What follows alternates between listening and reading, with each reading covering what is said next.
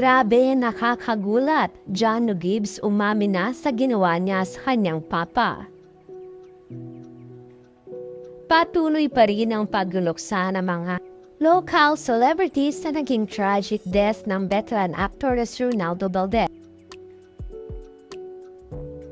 Patuloy pa rin ang pagtanggap ng pamilya Gibbs sa mga nakikiramay at gusto pang makiramay sa namayapang aktor.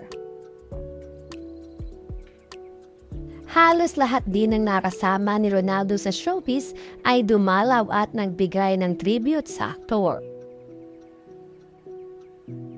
Samantalang patuloy pa rin naman ang ginagawang investigasyon ng mga pulis patungkol sa pagkamatay ni Ronaldo Valdez.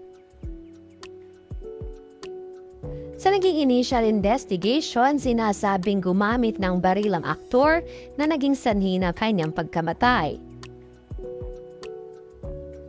Maraming spekulasyon nga ang lumalabas ngayon at isa na dito ang pagkitil ng aktor sa sariling buhay, dala na rin ng kalungkutan at depresyon. Subalit ayon na rin sa isang source ay maaaring hindi naman ito nagpakamatay. At hindi rin nila inaalis ang posibilidad na may mga taong talagang nagtangka sa buhay ni Ronaldo. Inamin din ni Jano Gibbs na siya ang nagkumanda lahat ay maimbestigahan. Dahil maging sila ay sumasailalim pa din sa maselang investigasyon at lahat ng kasama ni Ronaldo sa bahay.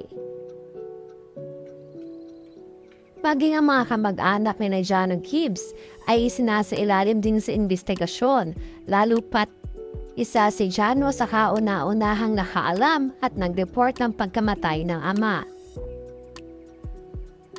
Ayon na din kasi sa mga mapanuring netizens, nakakapagtaka di umano na hindi man lang natumba ang aktor samantalang napakalakas ng caliber 45. Wari nakakapagtaka din na ayos ang posisyon niya nakaupo at hindi man lang ito natumba. Maging ang batil na hawak nito ay nakaposisyon pa.